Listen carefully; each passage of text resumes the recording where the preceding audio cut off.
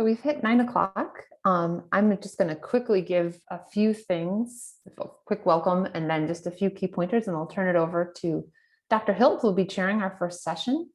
Thank you for joining us for the second day of our workshop, Building Inclusive Ethical Cultures in STEM. For panelists, just a few quick reminders. Each session is going to last about an hour and a half. We're going to ask all panelists and attendees who are not presenting to save your substantial questions to the end, where we'll have about a half an hour to 45-minute discussion. If for some reason the panelist does end a little early, we will take a few very quick clarifying questions that time, but we're going to try to stick strictly to schedule. While you're presenting, I will give you a 8-minute and then a 1-minute warning in the chat. So if you are presenting, you may want to have that chat window up just so you can see it. We are going to try to get to all the questions people ask, but if for some reason we have a flurry of questions, attendees and panelists, if you want to put your questions into the chat or the Q&A, if we don't get to them, we will send those questions to the panelists and ask them to provide a written response, and we'll get that back to you. So we make sure we have everything kind of answered and taken care of. We will be having an exit survey that we'll be sending to everyone via email after this. Please do fill it out, because we'd love to know what you thought of this workshop, how we can plan further ways to communicate and kind of build on the ideas that we're getting together today. And then finally, we'll be sending a collection of further readings, materials, and other websites and things that have been shared by the panelists to all the attendees. And panelists, if you'd like your slides to be shared with everyone, please do send those to me after your presentation. So with that, I'll turn it over to Dr. Hilt. Thank you, Kelly. Good morning, welcome, good afternoon, welcome everybody. Welcome back to our workshop, Building Inclusive Ethical Cultures in STEM.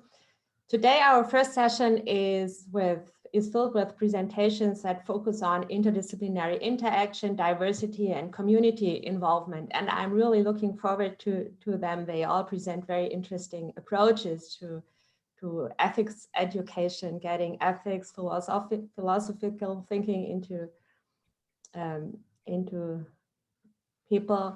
people's mind, and also getting them involved in STEM. And yeah, so our first presentation is by Claire Morrissey from the Occidental College. It's called Philosophy in the Rainforest. So Claire, it's your turn.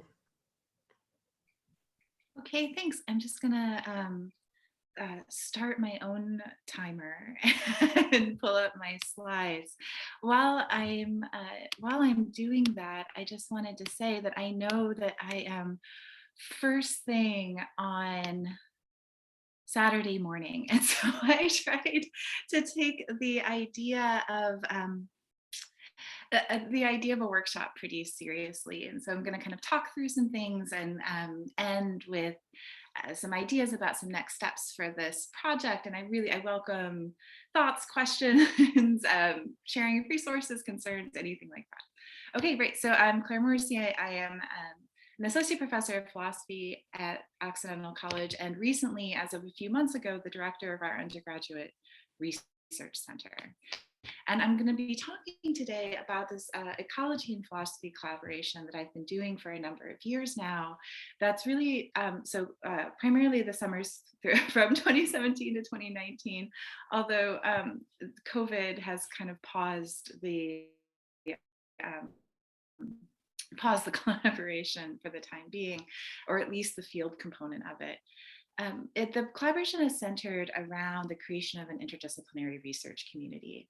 So it's embedding ethics in undergraduate field research experiences, but it's also having philosophers be part of the scientific research that's happening in the field. So the image here you see is my student Hannah. She's a philosophy student and doing a philosophical research project at the station, but was also participating in helping her colleagues in their fieldwork. So she got really good with this fisheye camera, which measures the kind of light that hits any particular point that comes in through the rainforest canopy. So at the field station, all of the students, ecologists and philosophers, and the faculty, right, also ecologists and philosophers, live and work together.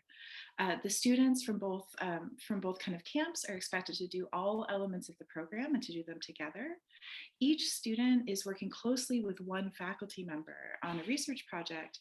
But again, this becomes what is often known as a kind of multi-mentor model. They all chip in, help one another, they eat with us all, they chat with us all, right? So it becomes a genuine community. So just saying a little bit about kind of where this project is located with respect to the literature, I think the number one, the limitations on RCR training is pretty familiar.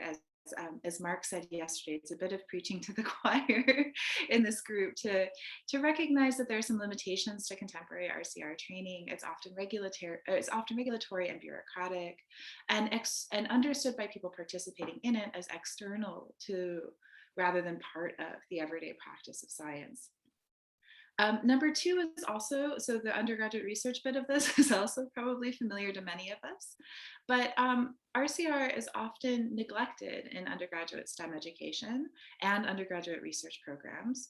And this, I think, is in part because the way RCR training has been developed, it's often not itself developmental, right? So it's the same training no matter what stage you're at, right? So undergraduates get the same as PIs, right? Maybe potentially less familiar, depending on the kind of work we all do, is this third category, the ecological field research.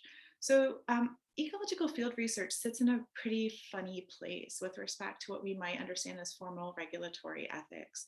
It's often referred to by people who are thinking about this as existing in a kind of ethics gap.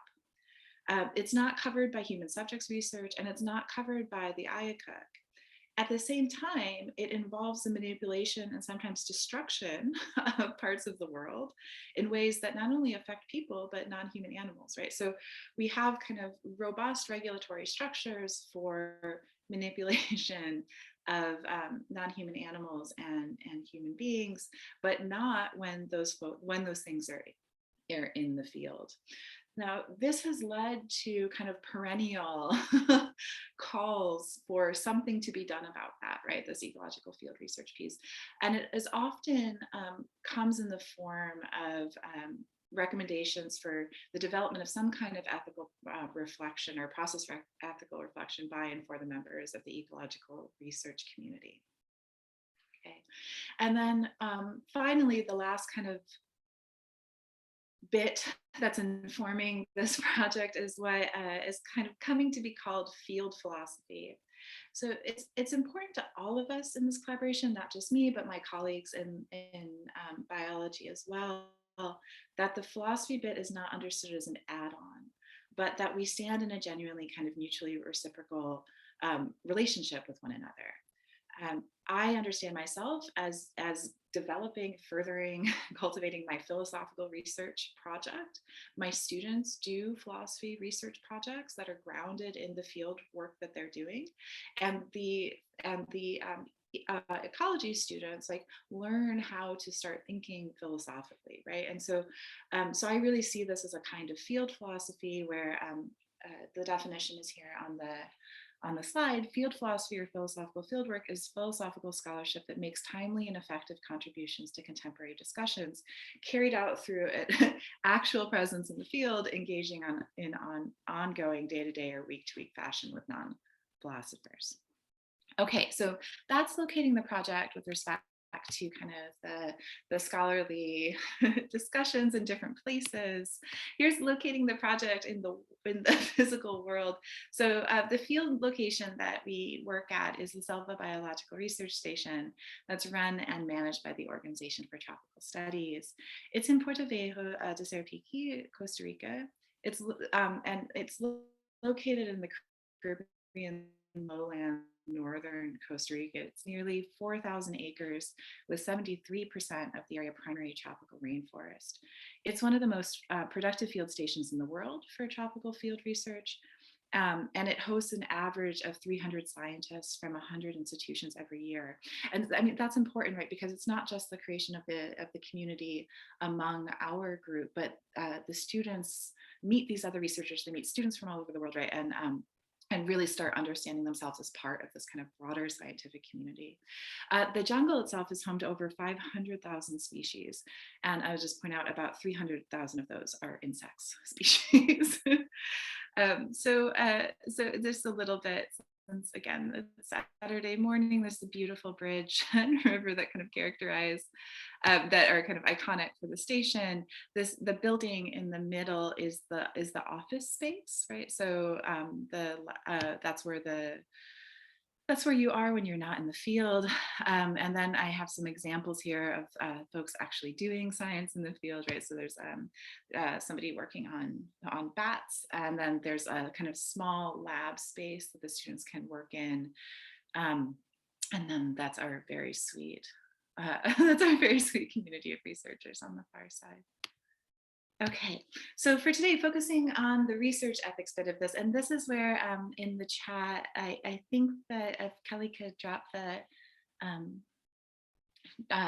link if it's not there already.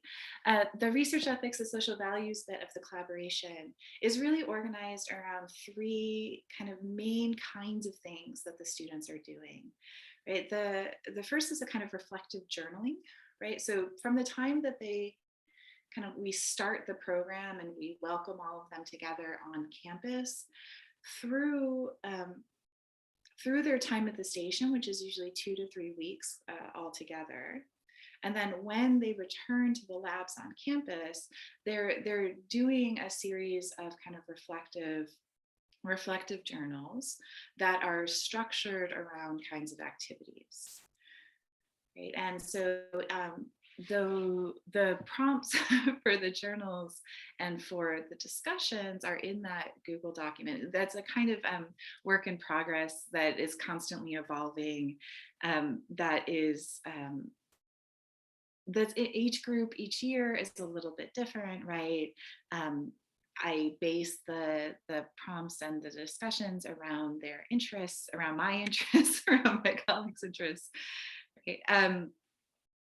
So I just mentioned discussion. So there's a reflective journaling that the students are doing, right? And then in the field at the station, right, we also want to make sure like philosophy is a part of everyday life, right? And so the way that the day usually looks, right? So if you haven't been at a field station before, it's a pretty rigid schedule. All meals are kind of served in common, and they're served for about an hour each day. And so there's the breakfast time, there's lunch time, and then there's dinner time. Because of the heat and the weather, especially because folks are usually down there during the rainy season, breakfast is pretty early. Folks go out into the field. They often come back for lunch if they are close enough, and then they do work in the offices and labs in the afternoon. Dinner, it's pitch dark and sometimes boring by about 6 o'clock. And so dinner is, again, a kind of like very, very social time. Where we found philosophy fits is after dinner discussions. So the students have often taken a shower by that point. They've gotten their work a little bit. They're a little bit disorganized. They're also a little bit tired, which is maybe not the best thing. But you take what you can get in terms of like fitting into this really rigid structure of a day. I will also say that the other thing that you'll see in the Google Doc, if you're kind of scrolling through it, you'll see some additions of kind of mini science communication projects. That's really the latest addition to the program and something that I'm thinking about doing more and more of, in part because the students are so incredibly interested in it. They really, I found that it was a really productive way into discussions of ethics and social responsibility to tie it to kind of this communication between scientists and the public. Okay, so really, in terms of what we've learned over the past kind of 3 years of doing this are the importance of 2 central commitments, right? The first being a real emphasis on intellectual community. I don't think that this project would not be successful, this program wouldn't be successful without the buy-in of my colleagues, right? They come to every ethics discussion, they chat with the students, they take my students into the field and give them projects to do, right? The fisheye camera, right? So, and I am treated, right, just as much a member of the intellectual research community as anybody else. The students come to see me as somebody that they can talk to, both about their scientific work and these kind of bigger questions they have about their career, and how they're fitting into things. Right. And I think that emphasis on intellectual community is really at the core of what we're doing. Related to that, I think we've realized how important it is to focus on cultivating student agency, right? That everything that we do is about getting the students to recognize that they have something to say, right? And that they should learn to talk to each other, and they can rely on one another, right? To work through difficult questions. They learn kind of how to speak to one, how to talk to one another in a really kind of collaborative, dynamic way that makes progress on questions that really matter to them, right? And thinking back to that original slide about locating with respect to the literature, developmentally, I think that that's appropriate for undergraduates, right? So if we're thinking about, I was thinking yesterday about the kinds of projects that Modi folks are doing with graduate students, in which the graduate students are really kind of coming to articulate guidelines and living documents and norms for themselves. I mean, what would prepare graduate students to do that, right, is an undergraduate experience that's really focused on this kind of agency in the first place, right? And so I think that that's a valuable thing for them to be doing. So next steps. So as I said at the very beginning, I recently took a new position as the director of the college's undergraduate research center. And so I've been reflecting on how to scale this approach to our summer research program, kind of full stop. The summer research program is 10 weeks. Each student has a faculty mentor. There are about 125 students on campus, and they're across the STEM fields, the arts, the social sciences, and the humanities. And the good news about the program is that I probably have more or less free rein to design the ethics bit of it as I will. But I mean, challenges this kind of creation of community, right? A kind of grounded, everybody is part of, everybody has a seat at the table, cultivation of agency.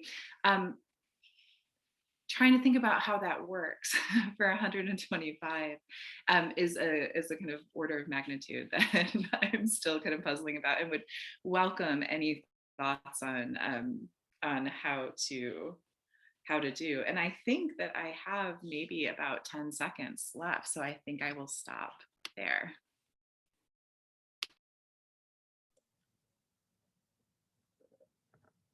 Thank you, Claire, for this really interesting project and showing us how important the interdisciplinary cooperation is and exchange of thoughts between different fields. Yeah, I think let's move on to the next presentation, and let's have a discussion afterwards, after all 4 presentations. The next presentation is also about getting the community involved. It's by Virendra Kumar Vijay and Manavi Singh from the Indian Institute of Technology, the abbreviation of which is IIT, as is our Illinois Institute of Technology, which has the same abbreviation. So insofar, it kind of feels really familiar. Their presentation is called Integration of Ethics in STEM Education at Primary and Graduate Level.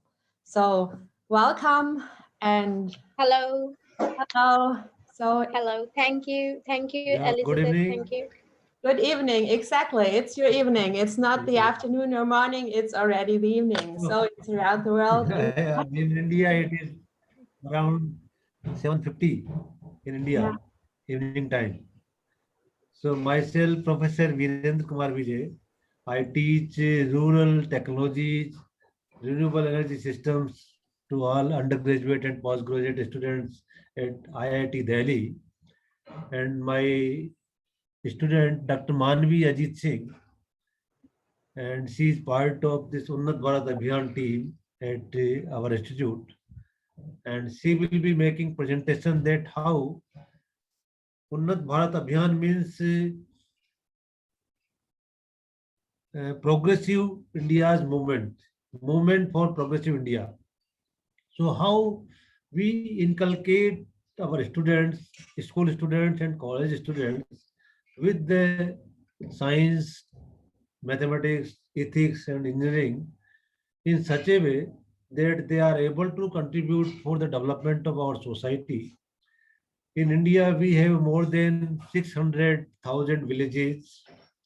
We have nearly 40,000 institutions and colleges, higher educational institutes, and second world largest population.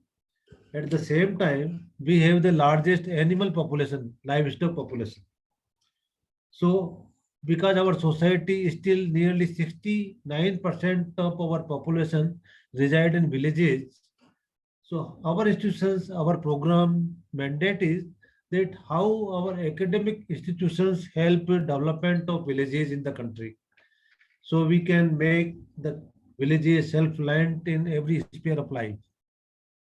Looking to that, how we can contribute towards our academic programs, towards ethics, towards the science, towards humanities, towards the social development. So my colleague Dr. Manvi will make a brief presentation and then we can deliberate on the aspect. Dr. Manvi, please.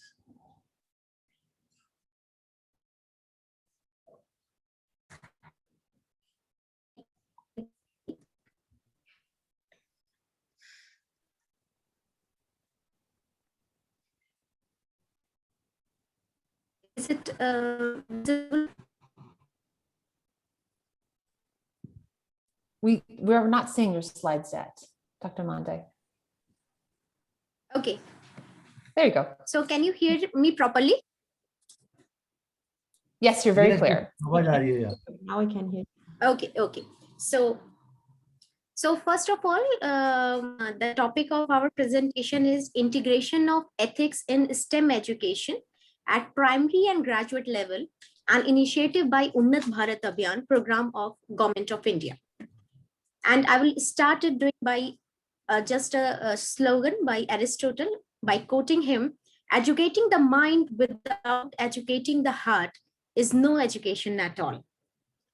So I'll just do the next option. Yeah.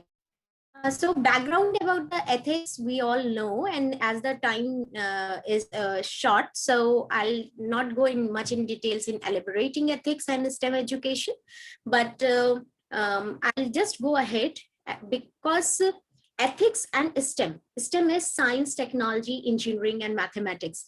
So whenever we teach students, educator, we just focus on the technical skills and other sides, but some or the other way we skip the part of integrating them being a full human being, involving ethics into it. And here when the Unnat Bharat Abhiyan, a flagship program of Ministry of Education, comes into play, and from 2014 onwards, in Unnat Bharat Abhiyan has played a broader role, and IIT Delhi, who has initiated this particular program, who has done it from the one institution to 2,778 institutions. So each of the institution needs to adopt 5 villages. Thereafter, there is coordinator from each institution, and the students involving in this institution as so they go in the villages, they do the participation, whatever they have learned in the technical education, non-technical education, they deliver, they practice, and so on. So so what is the process of UBA? First of all, they join UBA and involves faculty into it. So each institution has one coordinator, as I already said. They adopt 5 villages, and each of the villages, students go and get involved in it. So they do the participatory rural appraisal and all this planning, monitoring, implementation. They collect funds from here and there. UB also provides them some fund. So they involve all the stakeholders All these things keeps on evolving, and through the orientation, R&D designing process involving science and technology, all these things inculcating in a student, and through this process, the ethics and also the moral values, also their direction towards the society building keeps on going. So UBA teaches the volunteer how to practice their knowledge on the ground and to give back to the society what they have earned in due course of their education. In this way, UBA inculcates the feeling inside a student to use STEM knowledge on generating livelihood or contributing to make villages self-reliant, or what we India we call as Atmanirbhar Bharat.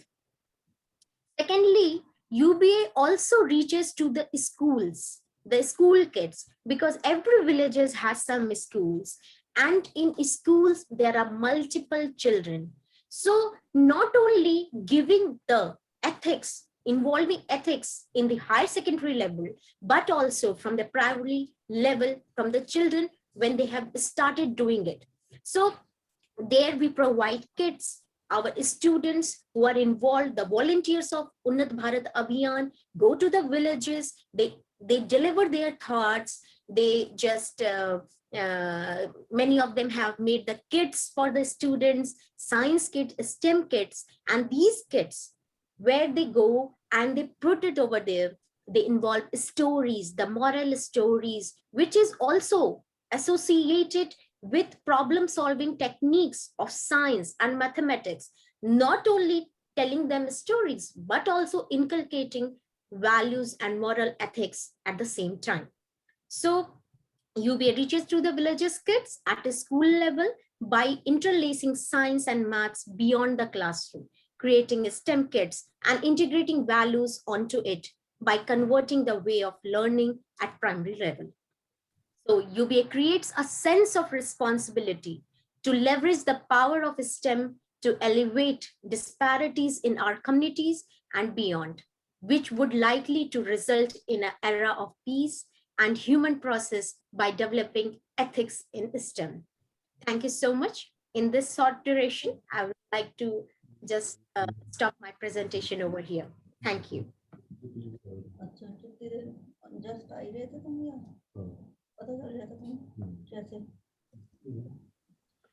Thank you very much for presenting and for introducing this really very interesting project to us. So, I mean, we have some time for short clarifying questions if someone in the audience has some questions. So, would maybe, sir like to, Elizabeth, if we can ask Viren sir to add some points into it, if time permits? Yeah, you can. Yeah. So the whole program is governed by Government of India, Ministry of Education, with all higher educational institutions in the country. And the coordination responsibility lies with us, that how we can expand this program to all the villages in the country, that is nearly 600,000 villages, with all 40,000 institutions and colleges. So our plan is that how we can make technical interventions with our students, with our faculty members, and participate in their development process. So now this program is completed last 5 years, working since 2014, and now extended for next 5 years also. So till 2026, this program is going on. So we are participating in the, if I define it in English, Unnat Bharat Abhiyan means we can say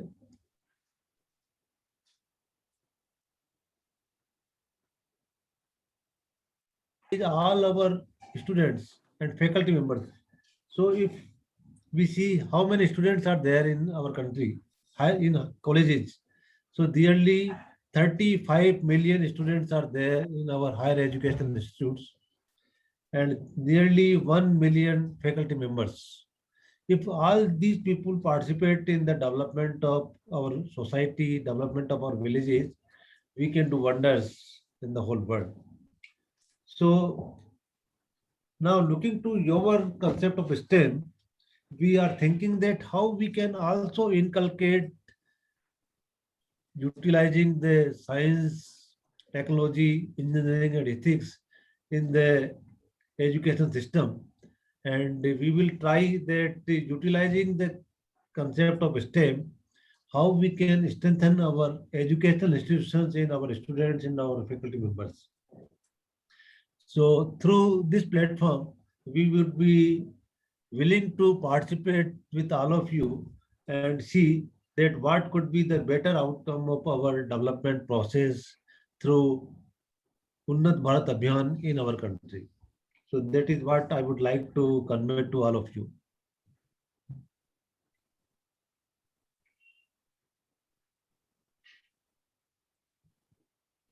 So now we can open for questions. Yeah, I think this is an amazing approach. If there is any query or question. So either type your questions in the chat or in the Q&A or raise your hand so that we see that you want to ask a question. So I think this aspect of connecting with the community and giving back to society is really amazing, and of learning by doing and spreading the education, not just to those who go to colleges, who go to universities, but beyond to villages. This is really amazing. How do you do this? Do the institutes, So do they adopt villages nearby so that you don't have to travel far, or how is this working? Yeah, so we are managing, the IIT Delhi is working as a national coordinating institute of this program. And in every state, we are having 1, 2, or 3 IIT, NIT, or other education institute as a regional coordinating institute of the program. Then there are all colleges which are participating, all institutions which are participating in this program are called participating institute. So the network is like this. In the whole country, we are the national coordinating institute, and in every state there are 1 or 2 or 3 regional coordinating institute depending on the population and size of the state and the number of participating institutions. So there are right now 45 regional coordinating institute. IIT Delhi is one national coordinating institute, 45 regional coordinating institute, and there are 3,000 participating institutes. And we are working in nearly 15,000 villages. And the target is in next 10 years, we will be covering all 40,000 participating institutes and with 600,000 villages. Yeah. Yeah, thanks a lot for your presentation. We'll have a general discussion after all of the other presentations. So maybe we continue now to the next presentation by Rosalind Byrne from University of Virginia. Her presentation will be on race matters as a matter of ethics in engineering and technology, reflections on exclusivity in device design. Rose, it's your turn. I'm glad you are here. I'm here. Thank you for the invitation to participate. I do want to begin by stressing the word reflections here. I am not reporting on any research. I'm not reporting on any particular teaching or action. This is really very much just a reflection, partly because this is not my field. I've felt inspired, moved to begin to think about matters of race in technology as a result of some of the events in the United States last year, and asked to teach a course on race and technology. So I'm learning as I'm teaching. So this reflection really is a reflection of what I'm learning and thinking about. And so the question for me is how does race show up as a factor in inclusivity in cultures of STEM? And let's just proceed here to, so in the field of STS, you know, we challenge the premise that technology artifacts are neutral in terms of values. You know, there's the belief that engineers design and build artifacts simply for utility without any kind of values embedded in those artifacts. It's an interesting sort of twist to challenge that and to say actually values are right there from the beginning. They're there from design. They're in the development process. They're certainly in the dissemination process. So the classic value neutrality statement that's used in this area is that, you know, a gun is just it's just a device. What makes it a bad thing, what makes it harmful, is the way people use it. And so a lot of the way engineering has been taught sort of inculcates that assumption that we're just designing things, and how they're used is where the values show up, where the questions of harm and good in terms of ethics show up. So in thinking about race, it would seem to be maybe that's not true. We in the STS field think it's not true anyway. But the problem with that proposition is that it abdicates people of responsibility. And so I think reflecting on it, it's helpful to look at the possibility that in doing engineering, one is actually bringing one's values to the table, to the design. So let's look a little bit deeper here. I did find this model of social technical systems from Levitt, and it's good enough for this conversation today. And really all this is doing is reflecting that there are all these factors that come into play in the dynamic of a technology because it is seated inside of a social dynamic. So you've got the intentions of the stakeholders, and I would say actually the intentions of the engineers, of the people who are financing the project, of the people who are consuming the project. There are all kinds of intentions built around the stakeholders. And then of course, financial considerations are always significant in the design of an artifact, of a technological system. Whether it's the limitations of the system because of financial constraints or the opportunities for financial gain that come from the development of particular new devices and systems. And then certainly regulation has a lot to do with how a new artifact, a new device technology goes to market and is used by consumers. And then inside of that circle, you have the inner circle of the actors involved, et cetera, et cetera. I'm just wanting to know if we took race and put that here, where would it be? Because I suspect that it might actually show up at each of these levels. So let's look back historically. In the United States, in the 1700s, we had a relatively few slaves. I mean, that there were only 700,000 here, working primarily on the production of cotton. Most of it being done, actually at that point in the 1700s, entirely being done by hand. So the picking was done by these unpaid laborers. And then the tedious part of cotton production is removing the seeds, because you can't use the fiber with the seeds in it. So the seeds get pulled by hand, and it was taking a lot of time. And it was limiting the profitability of the farming of cotton for those who were invested. So 10 hours to separate seeds from 1 pound of cotton.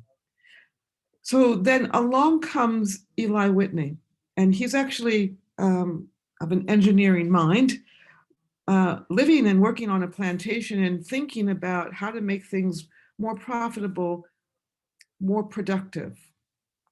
So he designs this machine, this artifact, using brushes and teeth. And then you put the cotton in that, and then you just turn the crank, and lo and behold, now it only takes two people 10 hours to do 50 pounds of cotton. And so cotton then becomes a much more efficient production, and it's much more profitable. And it starts to move the whole cotton industry westward. And then, oh, lo and behold, as a result of the efficiency and the productivity, well, my goodness, by 1850, there are now 3 million enslaved people. And so you drop in this supposedly neutral artifact, and the result is this explosion, expansion of the institution of enslavement, because the demand was there and the production then could keep up with the demand. So how is it that that is neutral? Well, one can go back to the argument, well, it's just a device. It's only harmful because of the way it was put to use, except that it was designed very specifically to make cotton picking and cleaning more efficient in a market of unpaid laborers. That is pregnant with values. That is deeply impregnated with values. So bear with me, let's move ahead to the more recent past, when now there are pipelines crisscrossing the country all over the place, but this particular project is interesting in terms of values and exclusivity. So in this case, the design called for an underground pipeline to bring the oil from the shale fields in North Dakota over to a terminal in Illinois. Seems like a pretty straightforward engineering project. This is the artifact of that project. You design a pipe that goes underground that carries this oil. Seems neutral, except for the context, the social technical system in which it was designed and for its purpose is suggestive of certain sets of values. And so one of those sets of values has to do with safety. So anyway, let's look at this. The developer suggested that for safety and for reliability, the pipeline is going to be much, much better than rail or road. And so it was designed to carry a lot of oil, right? And eventually the capacity would go up to 570,000 barrels a day. Now, here's what's interesting to me. It was originally planned to pass through Bismarck. But the citizens of Bismarck were concerned about their drinking water and the threat to the quality of the drinking water should there be a leak. And so it was redirected to cross near Lake Wahe, which is adjacent to the Standing Rock Sioux reservation land, which the Sioux people considered sacred land. And that they were concerned that it would be a threat to the tribe's water supply, which was the Missouri River. So the fact that it was redirected and rerouted away from Bismarck, who had the same concern, to another region that was undervalued, devalued, considered less significant, is suggestive of values. So the Standing Rock Sioux Nation said, no, no, our treaty guarantees undisturbed use and occupation of our land. It's a risk to our survival. It would destroy our cultural resources. A spill would threaten our water supply. And yet when they said no, instead of it being rerouted, they were hit with tear gas and rubber bullets. And it was a very aggressive sort of threat to their peaceful, quite peaceful demonstrations. So that, going back to this pipeline, there was something about the devaluation of a certain people embedded in perhaps not the actual structure of the pipe, but in the social technical system that led to the rerouting of the pipe, And all of the following demonstrations and then involvement of the US government, et cetera, et cetera. The last POTUS actually railroaded it through. Since then, there's been a stop work on the project. So let's talk again about neutrality in light of racism. So we know about racism as being either individual or systemic.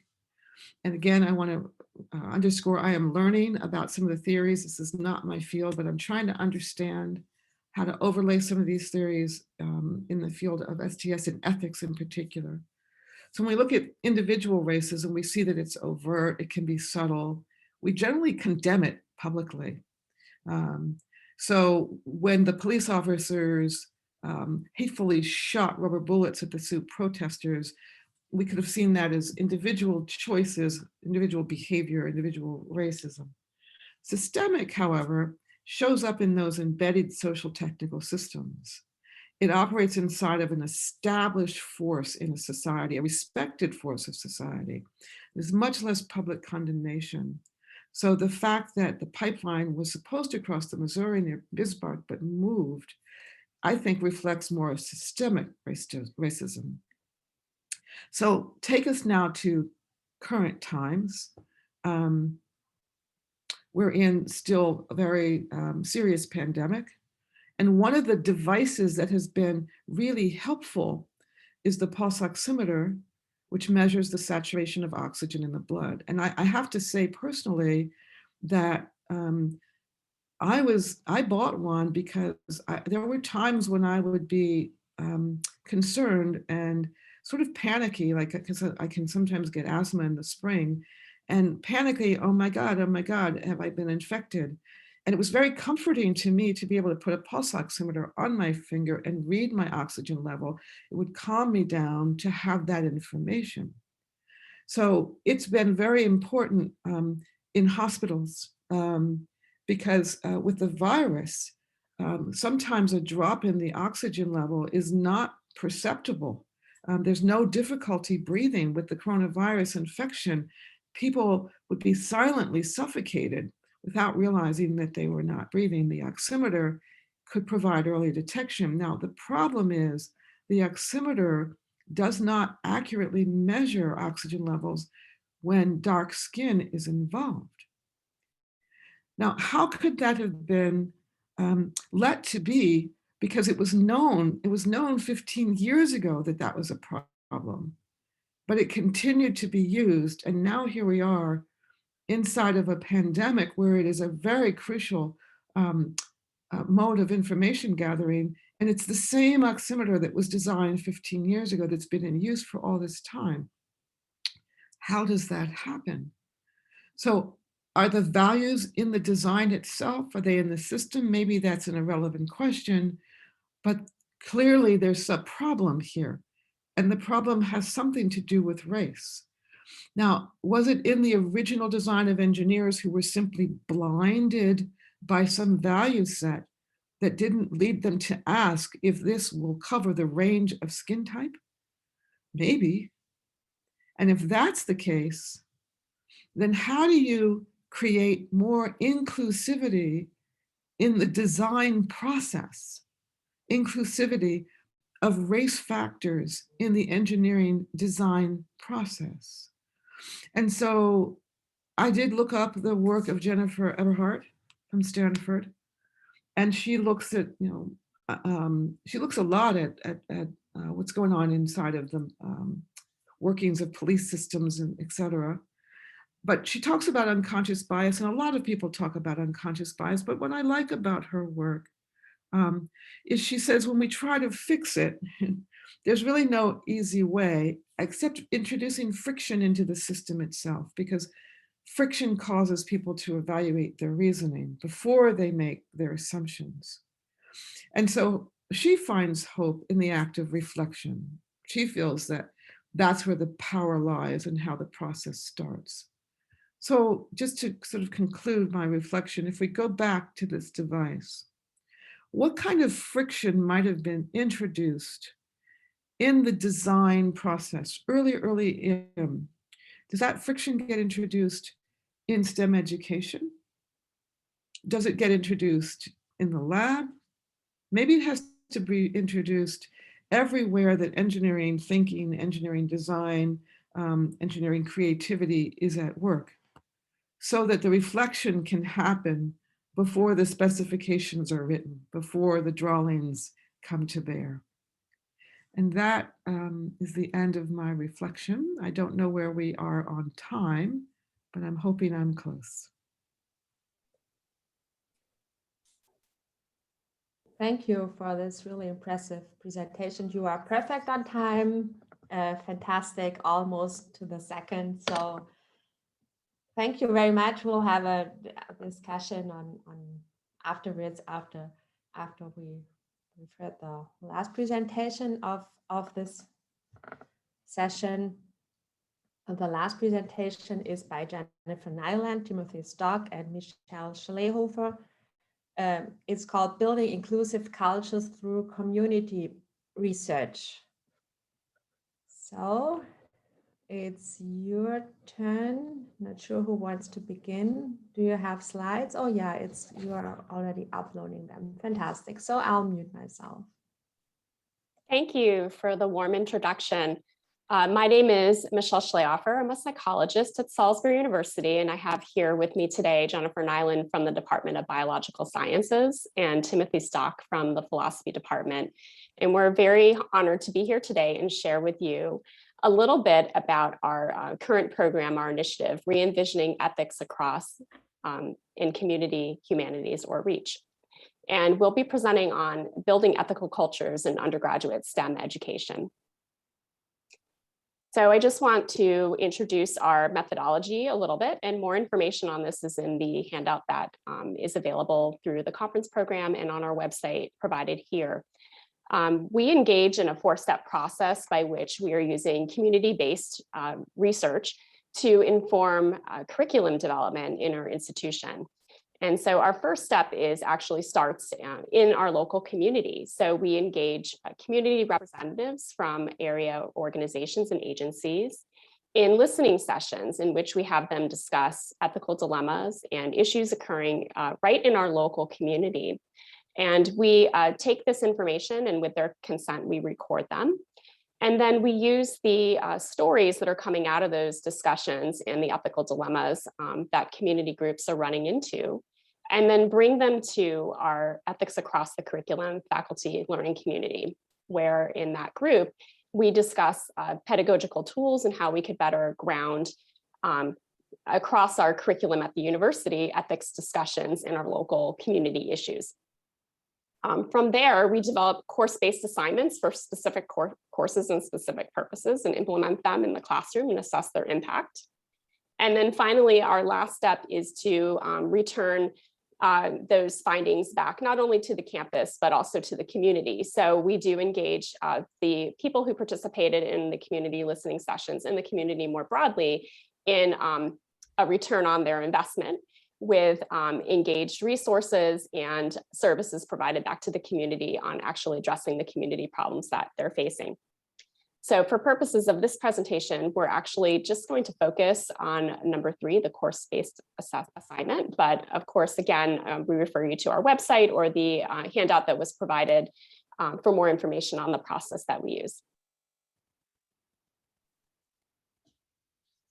Great, so we're really going to zoom in on one particular implementation. And so in all the listening sessions that we did, we discovered a really nice fit between a particular local issue and the class, Dr. Nyland's class, Biology 210, just biology concepts and methods. And so the case that we developed follows the Intercollegiate Ethics Bowl format. So it's a case that stipulates a set of facts, and then the activities that we derive from that usually have to do with working through getting the students to work through what facts are ethically salient and what sorts of ethical questions are most important.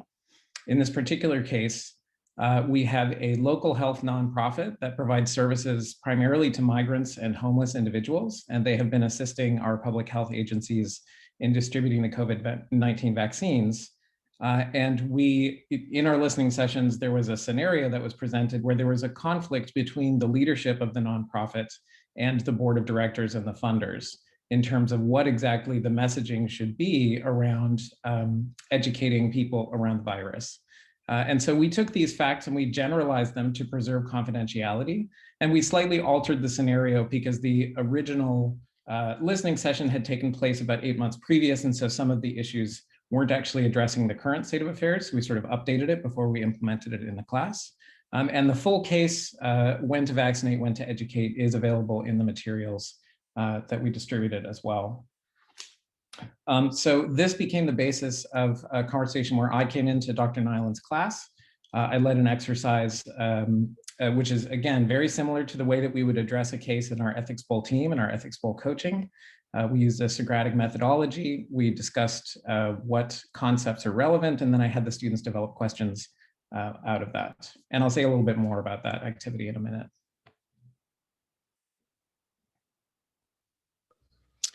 So the biology department aligned our curriculum with the AAS Vision and Change framework some time ago, but the faculty have discussed how addressing the core competency within that framework of biology and society can be difficult. We tend to focus more on the nitty-gritty biology stuff and shy away from the interface between biology and society, or we just give it the lightest touch.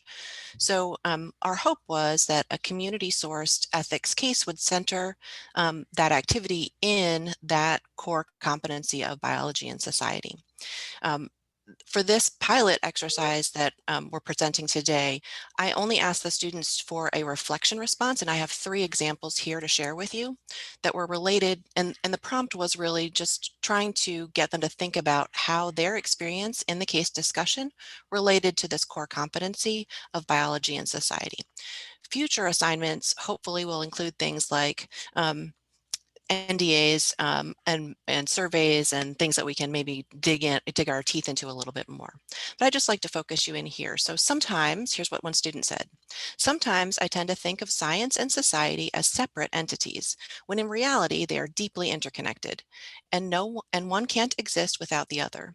Because of this coexistence, I think that students learning about philosophical concepts in all majors, especially healthcare and science, is important in making sure that college graduates are aware of how their field of study is connected to humanity. And the next one. We established that in order for people to feel comfortable wearing masks, they had to trust the authority that is providing the vaccine and promoting its administration. So this comes out of one of the things that the students really dug into, which was this concept of trust. And the next. This also helped me to learn more about the science behind the vaccine and made me look deeper into the vaccine and see the difference between the different types of vaccines they have to give to everyone who requests to take the vaccine. So this I thought was interesting because the student was able to tie in the underlying biological concepts to this ethical discussion that we were having. So one of the most exciting things about using the community-based resources, and I'm happy to discuss it further, but we're deliberately choosing a pretty narrow frame. But one of the exciting things about using community-based resources is that I think it creates a sharp contrast between sort of nationally reported ethics cases. And so we had a nice contrast because I had previously done the exact same exercise in Dr. Schlehofer's psychological research methods class. And so in that case, we discussed a kind of nationally reported case in Cambridge Analytica. It was focused on upper division students, and they were exclusively psychology majors. And so we chose a case that had a sort of psychology focus. As you can see at the top of the slide, what I did from my perspective as a philosophy educator was exactly the same. It was the same exercise, it was the same type of materials, it was the same type of framing. And we found that it was very, very difficult for the students to dig into the Cambridge Analytica case. And I would describe that as that particular class was not a success.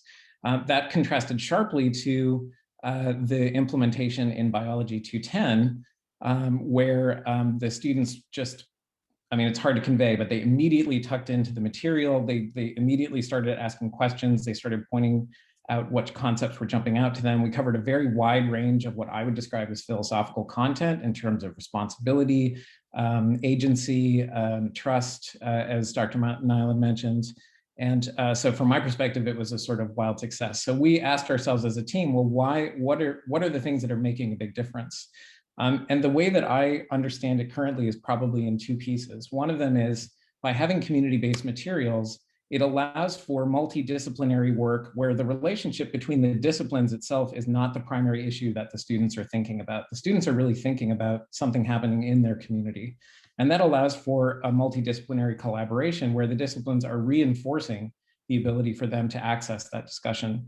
And I think that takes us to another interesting point of contrast, which is that a nationally sourced case, the cases that are reported as ethics in the media and that people are generally aware of, they tend to be reported because they're interesting they're an interesting framing of the ethical issue itself, right? So Cambridge Analytica pits social media and psychology research up against kind of politics and the mechanics of influencing behavior in the real world. And I think for philosophers, that's a really interesting case. Probably for psychologists, that's a really interesting case to talk about. But it's not necessarily something that speaks immediately to students' understanding of ethics. In contrast, a community-based case allows for students to first think about how they would take responsibility for the issues themselves if they were, as they are, a member of the community. So how is it that their knowledge within a discipline can actually have an impact on a community discussion? So I think that shift in focusing on kind of what the ethical dilemma is to how do we take responsibility for a certain range of issues within the real world has a huge pedagogical impact.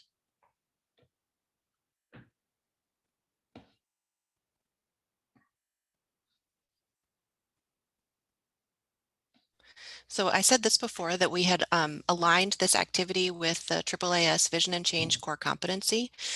As you can imagine, there are a number of them that we could root the case discussion in, but this was the most, I think the one where we saw the biggest bang for our buck. And hopefully at the end of this, as I mentioned, we would like to do some assessment of how useful this tool is in engaging our students at multiple levels. So one of the things we've been concerned about in the biology department and in STEM fields in particular, and previous discussions keyed in on this as well, that sense of belonging and affect. How can we increase the retention within our major, especially students of color and women in particular fields? They're leaving those areas and moving to other ones. And so how can we keep them within STEM? And this might be a way to increase their engagement and with both the core content within the course, with content in the major as a whole, and then increase their likelihood to engage in other activities like research activities within the department. So we're hoping to assess that at some point. Obviously right now with our little reflection, we haven't been able to do that.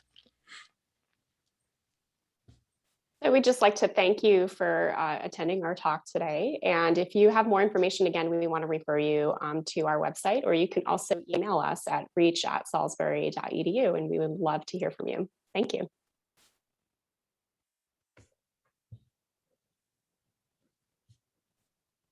And I dropped the links of both your handouts in the chat. So if anyone would like to look at those, they should be right there.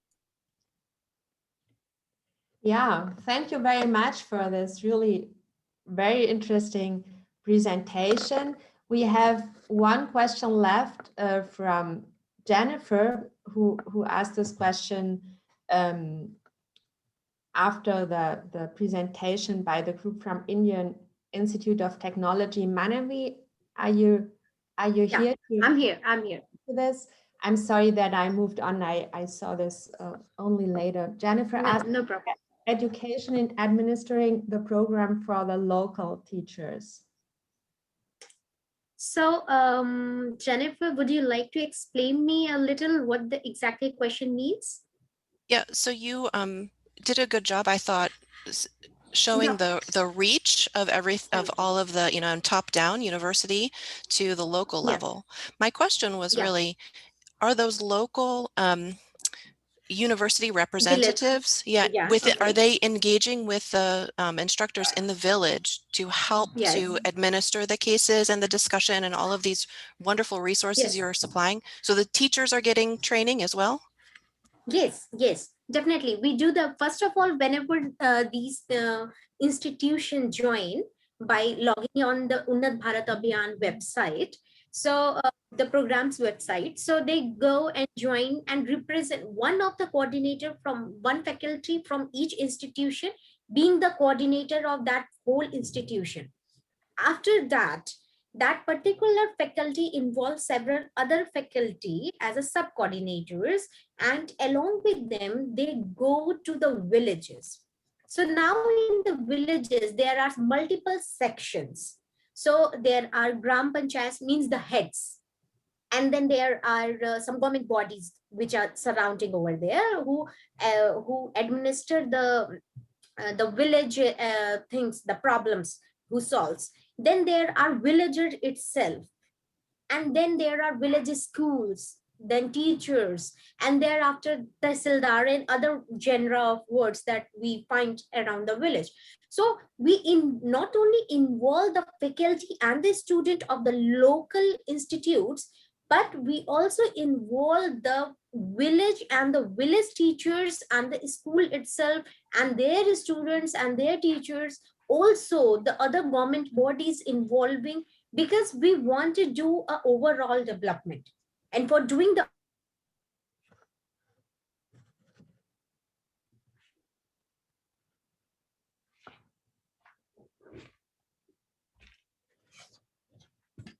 There seems to be a problem now. At least I'm not able to hear her anymore.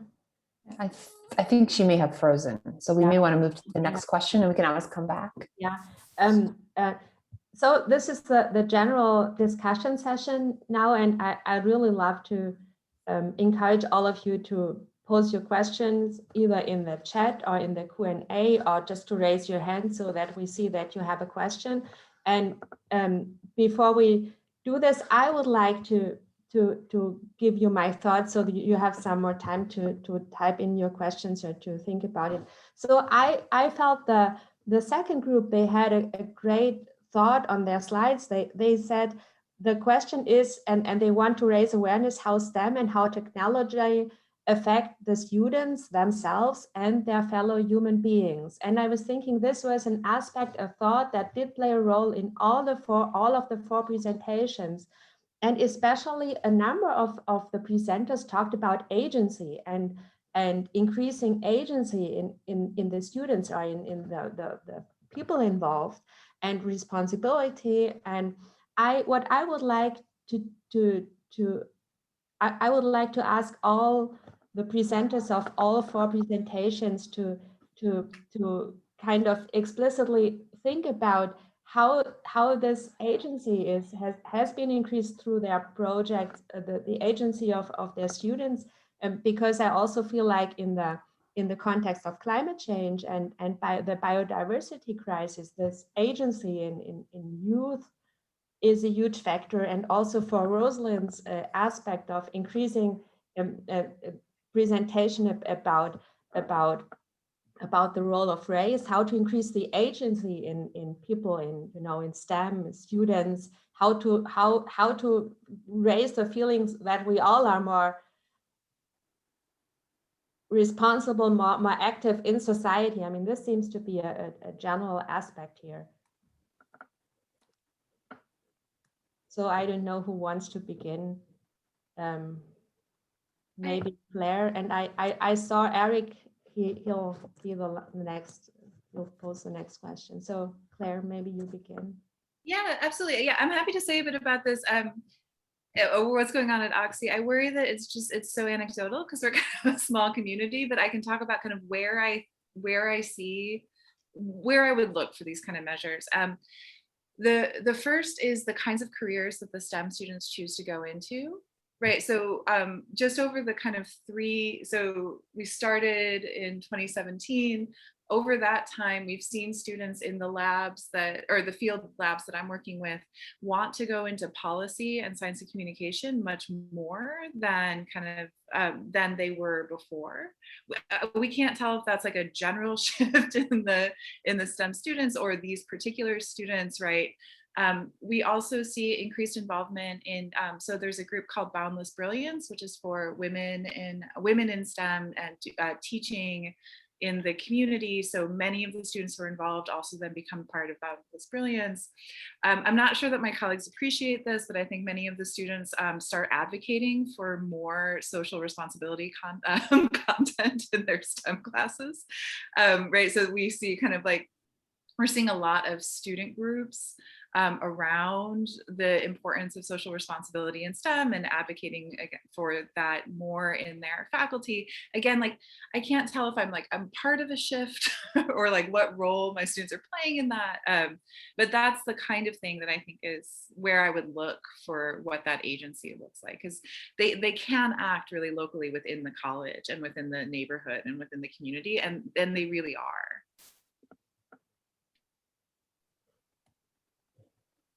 Dr. Singh?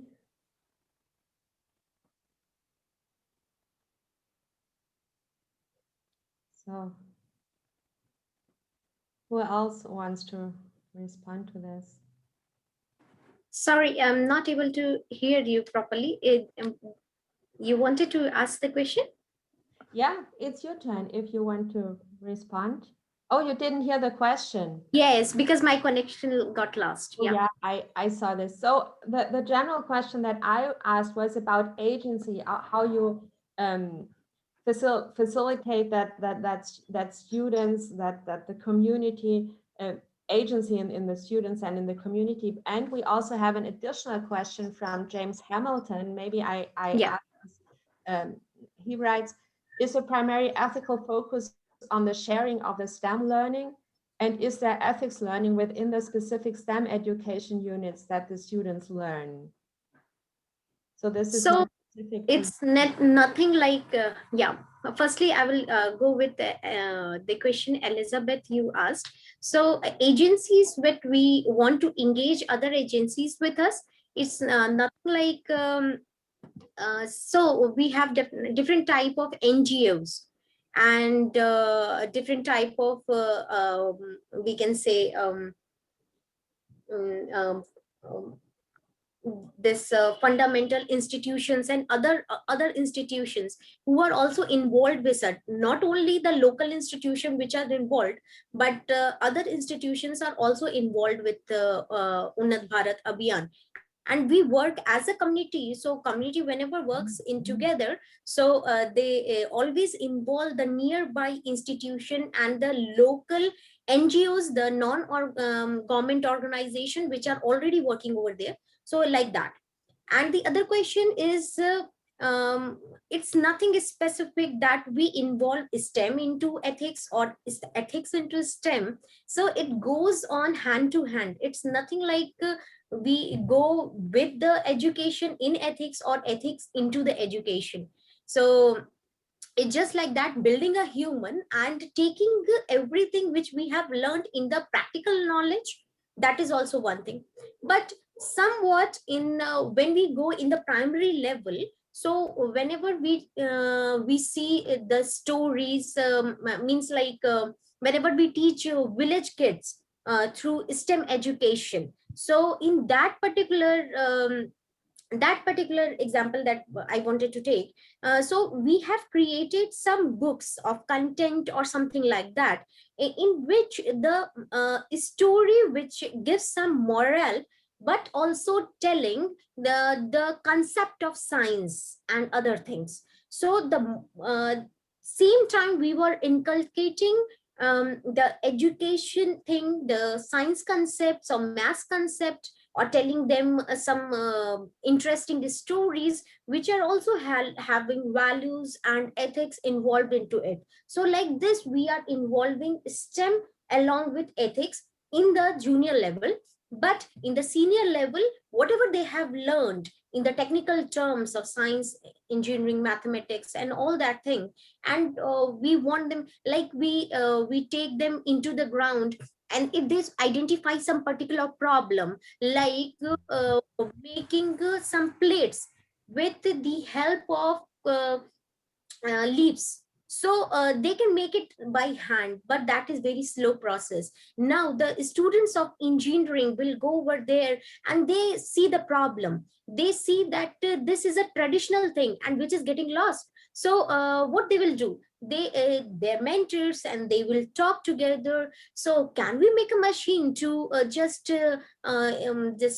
modify this, or make the process a little bit means in a faster rate, and also the beautification can be done so that it can be sold, and the marketing also, student help them to market. So like this, they made a machine, they developed it, and automation of the things happened. So this made their life much easier of the villagers. They gave them, they made them self-reliant. They made them earning. The women which were not involved, was only involved in household activity, got involved in making some money for the household. And then there is lots other example that I can tell you, the many success stories, but as the time is constraint is also there, so this is how it is done. Yeah. Yeah, thank you. Timothy, you are next. Hi, thanks. So I think the question of agency is very important, but I would raise what I think is a related question, which is who is the constituency of knowledge, and how can we open up more questions having to do with who scientists are responsible to? So clearly we're responsible to each other in our disciplines. Clearly we're responsible to our funders, we're responsible to our administrators, we're responsible to law, legal regimes. There's all kinds of responsibilities, but I find the community-based work to be really very informative, because it gives a reset to that sense of who constituency is. Because ultimately, if you trace back all of those other mechanisms for accountability, they usually have something to do with the role of science in public. And who better to ask about it than the people who are directly outside of the university doors? And what that might do is add, I think, some of the friction that Rosalind was mentioning. And I thank you for your presentation, because I think it was really very, very captured exactly the issues that you can see in STEM education, which is, you have to introduce a third party to get people to think, well, maybe we should talk about vaccines, not just in terms of the biomechanics of how it works and what the alternatives are and what the science can provide, but the ways in which people are interacting with those vaccines in the real world as we're having the discussion. So. Yeah, that's true. Thank you. Rose, do you want to respond to that? Or? I mean, I appreciate what we're learning and discussing here in everyone's presentation. I don't know how you bring agency to a phenomenon that is not conscious. So that's where I get stuck. And I guess I'll just leave it at that. Looked like James had his hand up, perhaps. Yeah, let me first read a comment that Claire wrote. Oh, that's okay. I put it in the comment to not take up more space, so don't worry about it. Okay, that's fine. So, I think James is next. Yeah, that's true. And yeah.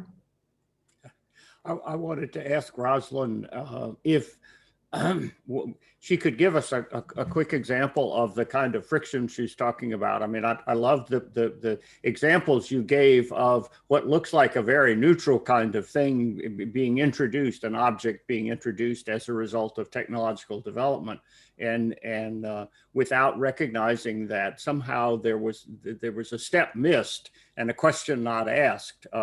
About if skin color really leaves a whole group of people out, then shouldn't we keep working on this so that we can come up with something that's more universal, or that there needs to be a big sign on it that says, hey, this only works on, those people who are pale, and, you just,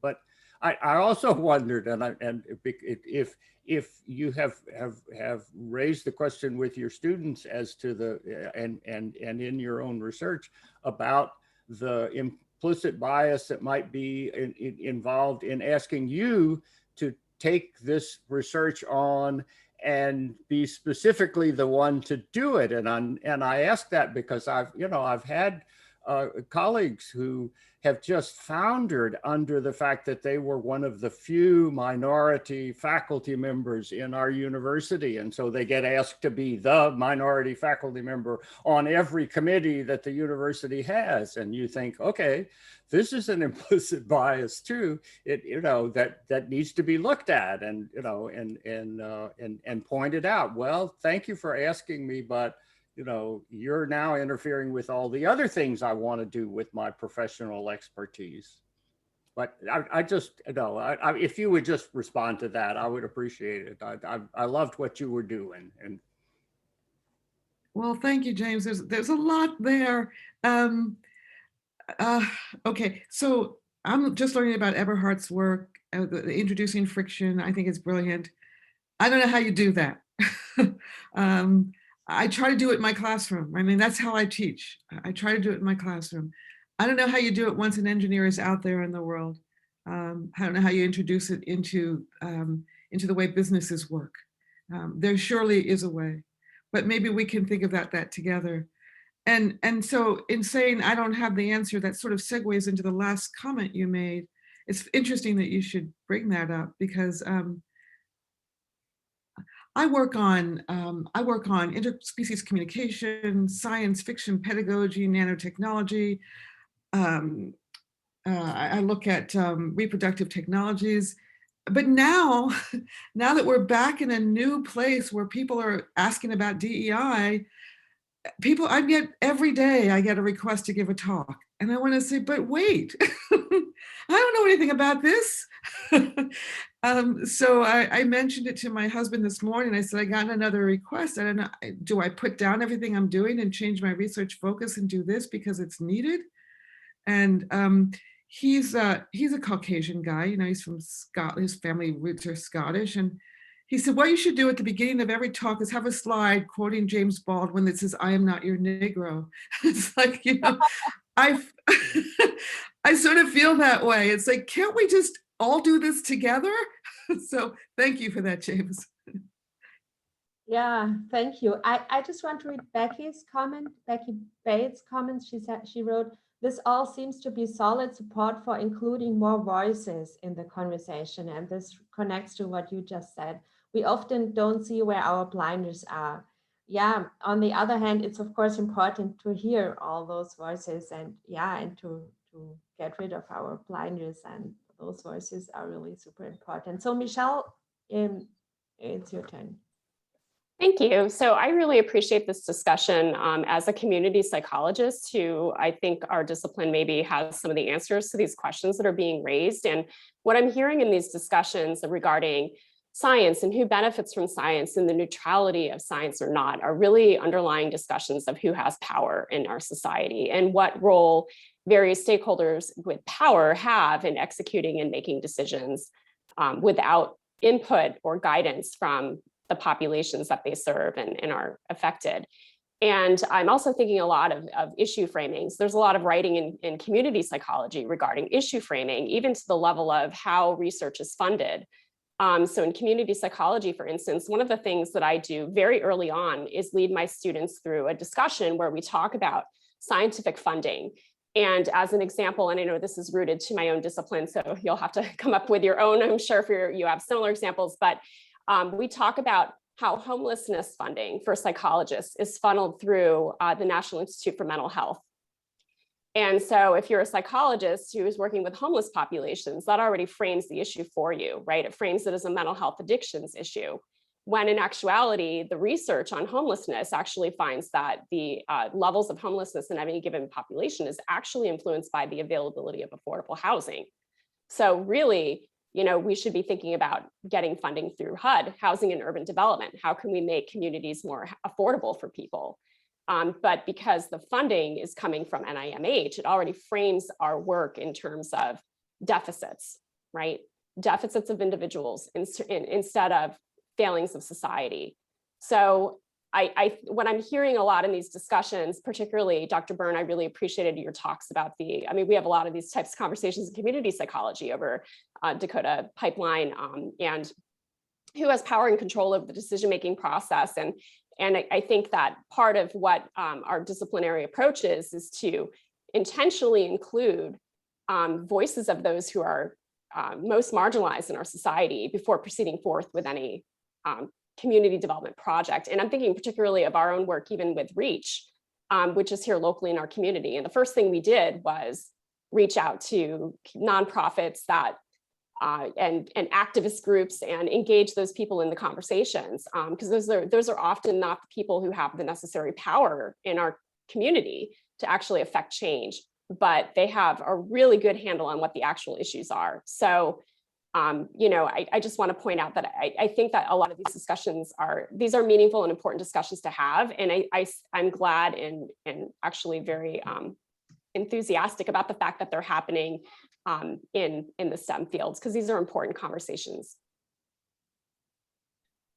Yeah, I agree. I was just going to quickly piggyback off that to talk about one of the philosophy research projects that my students did that I think fits with these kinds of fits with this kind of analysis of power and then also increasing agency. The last summer we were there, my students interviewed the staff at OTS about they were very concerned about the kind of coloniality of the field stations, right? These field stations exist across Central America and are run and operated by primarily Western organizations, right? And so they interviewed the staff at the station, both scientific staff, but also kind of facilities, the folks who make food, and asked, like, what's the relationship between the station and the community, and how do you think that could be improved? And then their research project for me was to write a memo to the Organization of Tropical Studies, kind of advocating for a kind of series of programs that came out of those interviews with the staff. So I think that there are ways of thinking about student work, right? And positioning them as advocates for relevant communities and using the skills they learn in STEM and in the humanities as kind of effective advocates. Chris Miller wrote in the chat, I can see the importance of bringing designers into this conversation. Teaching in a design school as a design anthropologist, I would love to pursue this. Do you want to say a few words, Chris, on that? Or? Thank you. Yeah, and I'm sorry to join the conversation late, but yeah, I can just see the need to connect out from the scientific and technology area to where this all ends up being applied in design. And of course, design has moved beyond being object focused to moving into domains where the design is a lot more complex and human-centered, and actor network theory plays in here. So I'm just really excited about opening this conversation, to design and engineering. Yeah, the applied fields there. Yeah, thank you. Where ethics don't really have a place yet, where they're still figuring out what their ethical responsibilities are and if they have any, which they do, of course. So thank you. I'm sure you'll find that, especially after the discussions on this workshop. Reese wrote how much she loves Salisbury University when she visited. So this is great, great project we learned about today. So Eric, it's your turn now. Sorry, there's like two minutes left, so I don't know that this is a 2-minute conversation. But I think we're, a lot of probably everybody on this is somewhat preaching to the choir. So I think the importance of the examples that Rose gave for the design projects was really compelling. And I think about engineers, and we talk a lot about understanding the context of what you're designing, or we do with a smaller group, I guess I would say. And the examples, everybody else, the other talks are a lot about integrating this into classrooms and into training. I guess my question is, as an engineer, and as an educator, what are some of the challenges you face for getting buy-in, right? There's I feel like everybody on this call right now probably is like, yeah, that's right. We all agree that this is something we need to do, but we have a not insignificant subset of the population. And I'm thinking of engineers specifically who are like, still believe I just designed the thing. That's all I want to do. Right. Like, it's really cool. I use nanotechnology and microfluidics and whatever other stem cells and blah, blah, blah. Like, how do you see that as an educator? What things did you encounter with this that might have helped with the people that didn't want to buy in? Right. I think Claire and others pointed out there's a lot of students that are, the good news is the younger population is much more engaged than maybe they were when I was that age. But the bad news is it's not like 100%, right? So I guess I would ask the educators with their programs where they encountered challenges and maybe advice for trying to overcome some of those things. Yeah, thank you, Eric, for this fantastic question. So what do you think, everyone else? I mean, that's an important point for sure.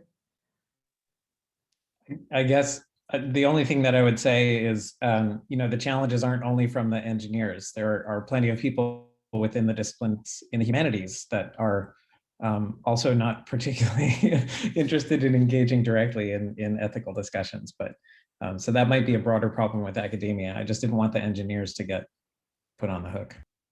Oh, I should point out maybe society and not just academia, but yeah, I agree. Yeah, I don't know that I have any good answers either. In part, I think that the most important thing is to get the kind of the head buy-in, right? I mean, the PI buy-in, right, filters down to the students. And so, and then constructing a situation in which it's not that the PI says this is really important, you go do it, but like does it with them, I think changes entirely the conversation. But also related to that, the first time I went, I'm such a philosopher. I tried to make them do all of this reading. I was like, here, let's read philosophy together. And they were like, no, we are dirty and tired. And like, it's very hot and raining. And so it took me a second to think, oh, right. Like, I need to meet you where you're at. They didn't conceive of themselves as readers, right? So that really confused me and struck me. I was like, oh, like you just don't think about yourself as thinking this way. So we have to find a way that you think the way you think needs to be done with ethical content. And so much of it has just been about trying to learn from them how they can and want to have the conversation and then finding a way to do it. I don't know if that helps. No, I think that's a really good point. I mean, yeah, I'll let others talk. I have all kinds of thoughts, but I'll keep quiet. I'm looking at the time, but I just want to add, I did have an experience when in class, I sent my students out into the field to talk to people whose property was being impacted by the Atlantic Coast Pipeline coming through Virginia here. And about 3 years later, a student of mine had graduated and was working for a consulting firm in the DC area. And she wrote to me and said, they put me on the pipeline project. They put me on the pipeline project. And I told them, but I can't do that because I know what this means for the people who live there. And so she actually recused herself and she got put on in a school, sort of. And I said, did you feel like you were demoted somehow? And she said, it'll be okay. And she worked her way back up, but she really did sort of live what became her awareness. And I think that experiential work, like the work in Costa Rica and in the villages, et cetera, really does take them out of the philosophical mindset and into the lived experience. And I think that causes friction. Yeah, thank you. And let me just read what Becky Bates wrote in response to what Claire said about, the students being tired in the evening. That's such a great approach, working with the way students think they think, and then nudging them to expand their ideas of how they can think. And yeah, I agree, that's a good approach, and just to think, okay, where are they, and to go from there. Devaprim Sama writes, agreed, it's very much what we see in our group at the University of Pittsburgh. And Becky responds, and then empowering them to be the friction others need. Yes, the term friction that Rosalind brought in is an important term here also, isn't it? To have some friction and then have people being motivated to start talking, discussing, doing something. Yeah, I mean, the time is up. Unfortunately, this was really an extremely interesting session with very interesting presentation. Thanks a lot, everyone, for your presentations and for your for this the discussion contribution. We are going to have a short break, and at 10:45 we'll reconvene for the second session with, I assure you, a lot of fascinating presentations. So let's reconvene in, oh, it's only 11 minutes or so. Okay, see you soon. Thank you. Bye-bye.